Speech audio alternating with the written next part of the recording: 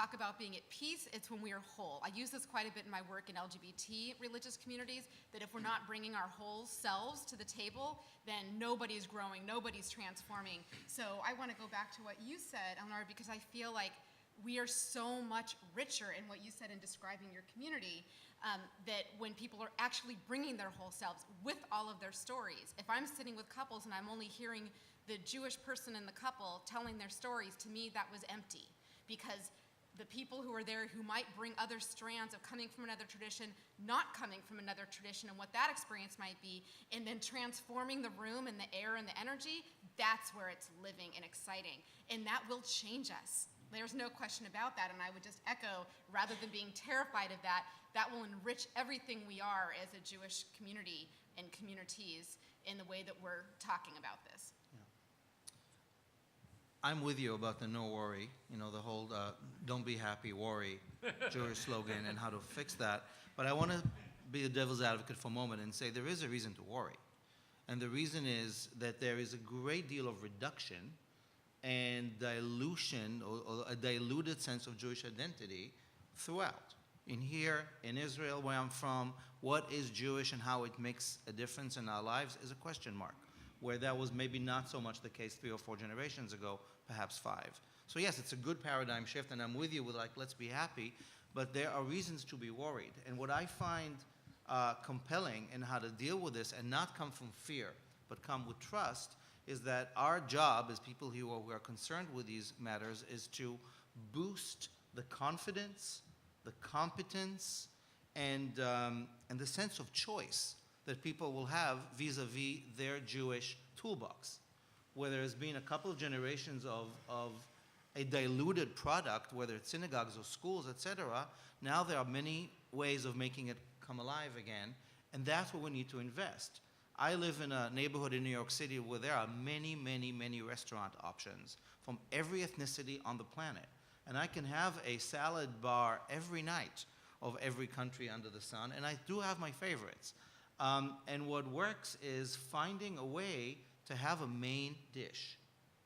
The main flavors that I love, know, work on, and then I can add. I find most Jews who I'm working with, whether they choose to fall in love with and marry with Jews or not, lack the sense of why does Judaism matter?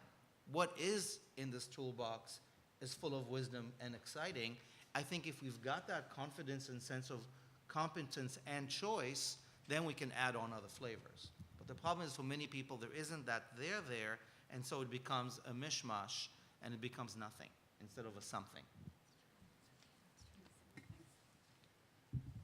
So when I sit in services on Saturday morning, and I really, it is cathartic. Half the time I'm crying. My heart is opened, and something happens. And I guess I'm not really worried about, as long as that's happening, as long as Judaism is showing up with something that's interesting, as long as the music is good, as long as it's not boring. I've been to so many boring services. And as long as it is, and there's some translation going on of maybe some esoteric texts and wisdom traditions, making them relevant for human beings, not just Jews, that will sell itself. And so I'm not worried about that piece. And I think about some of shameless self-promotion, Sacred Sounds. In November, we have a program with 4 or 5 different religious institutions. And I was worried when we first sat down last year to begin to plan it. I was thinking, okay, so where are the boundaries going to be? Can there be Christ language here? Because we want people to pray together, but we don't want to water down the traditions so much that we're losing the uniqueness. How's that going to work? And as it turns out, there was no fear of, I was a little afraid, but the rabbis weren't afraid to really incorporate other faith traditions, to blur the lines a little bit, but to preserve the uniqueness of each tradition. And I'd say what happened that night was electric, and what will hopefully happen again in November. People were, it's like they got the thing, the river, the source that's underneath all of these traditions.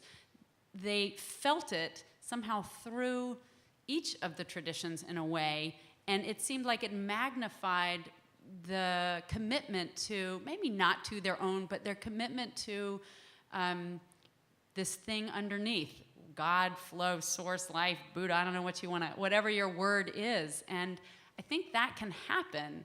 And I don't think we need to be worried if the synagogue life, in my case, I work at a synagogue, is creative, is fun, is relevant. That's a big if. So, as a short comment is, I just want to underscore the tension. There are a whole group of Jews to our right, my right, might be including me, that are in this industry called Kiruv, of outreach. And people in this room may or may not understand themselves to be in that same room. I think I just want to underscore one component of that is these are a group of people who are maybe not as public as they could be regarding their own orthodoxy belief or practices, and they're out there doing engagement work and really are creating incredibly relevant articulations of Judaism for the 21st century. And there's nothing inherently wrong with the notion of kiruv, of drawing someone near. The challenge we have, a challenge I have, is are they being emotionally and intellectually honest regarding their capacity to be vulnerable and allow themselves to be drawn in? If it's only, I'm open to drawing you to me, I'm challenged by that. And the only reason I'm surfacing that is one side of a tension, where the other side is, how do we tap into the myth and mystery of something that is not completely transparent around its motivations?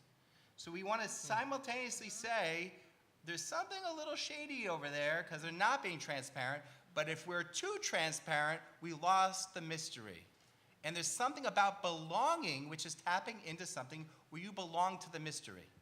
And there's something very powerful to that. So I just want to uphold that tension that is easy to point fingers, but there's something really precious about that tension where you could belong to it. I say that I work in camping, everyone's doing the plugs. I love camp because it might have started yesterday, but we've always done it that way. Because that's the mystery of it all, is that I can belong to the mystery, and it's always been that way. And there's something profound about the wisdom that comes from that place of mystery, but how do we own the transparency and ethics in that space? So a lot of what we've been talking about here have been really big ideas, and I also want to make sure that we get a chance to talk about how do we apply this in practice, and sort of if you want people in this room to walk away with something concrete that they can do in their organizations or congregations, what would that be?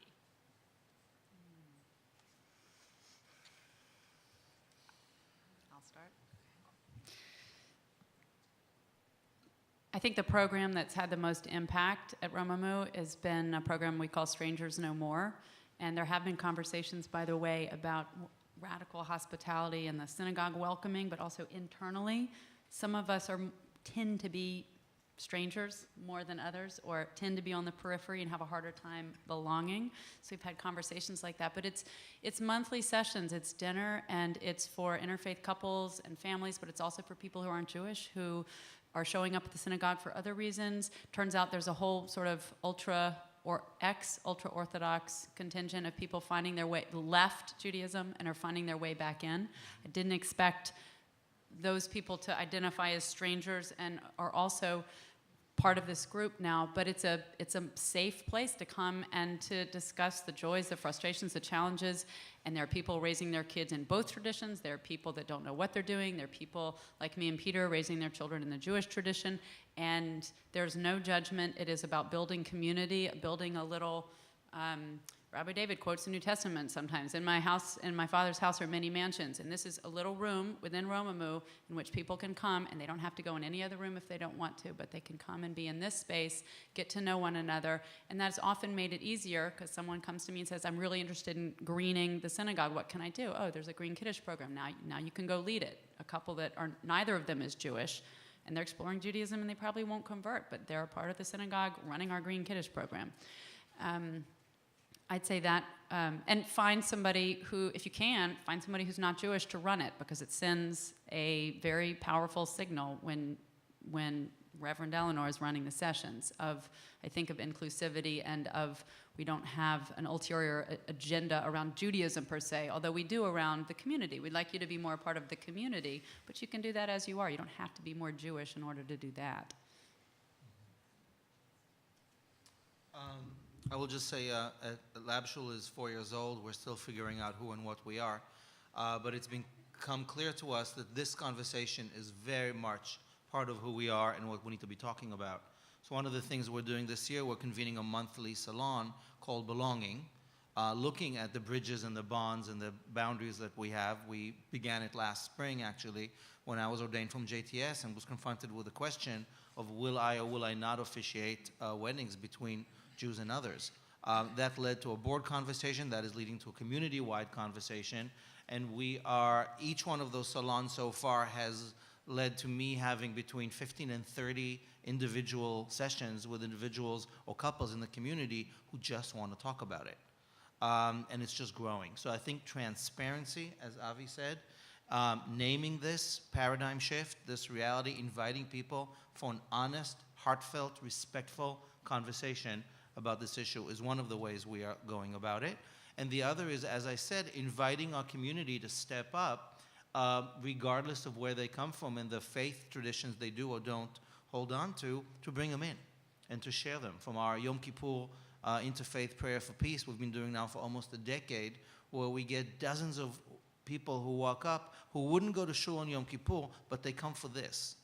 Either because they're in a multi-faith relationship or because they come from a place where they've disowned religion. But that type of saying, let's sit together and honor each other, is a huge welcomer. And we do that throughout our life cycle situations as they come up, Shabbats, etc. So the transparency and the opening, people want intimacy and the chance to talk about these issues in a real way. I'm sure we're not the only ones, but this seems to be a very doable and simple technique to bring this conversation to the next level.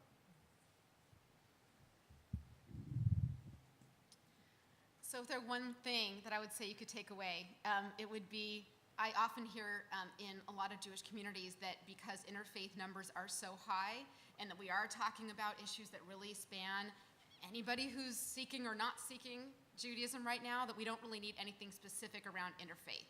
So my answer to that, and a very tangible thing, is have something for interfaith if you work in an institution or organization, because people do need spaces. Not everybody does, so that's okay. If a bunch of people are totally cool being the majority in Judaism and they're doing just fine, that's great. But what I find when I sit and talk to people and listen to their stories, there's so much there. And even if they're going about life in whatever communities they are and doing pretty well, I find that people really, really love being asked what their story is in that kind of safe context. So have on a website something about this issue, however you want to say it. A lot of people have our logo on at IFF, but a lot of people just say, we are open and inclusive, da-da-da-da, in their mission statements. I hear from couples that they see that, and they tell me, oh, I was thinking of going to High Holidays.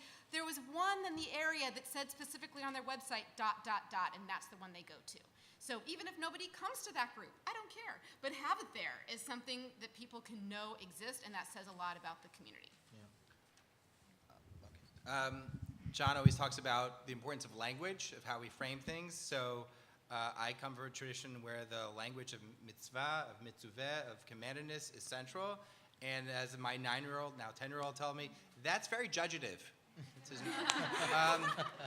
So I recognize that language doesn't work for everyone, and I'm not saying it should, but I want to offer another language, which is, I think, a message I would offer is, what does a total accountability look like? Whether that's me as a human being, me in partnership, me as an institution,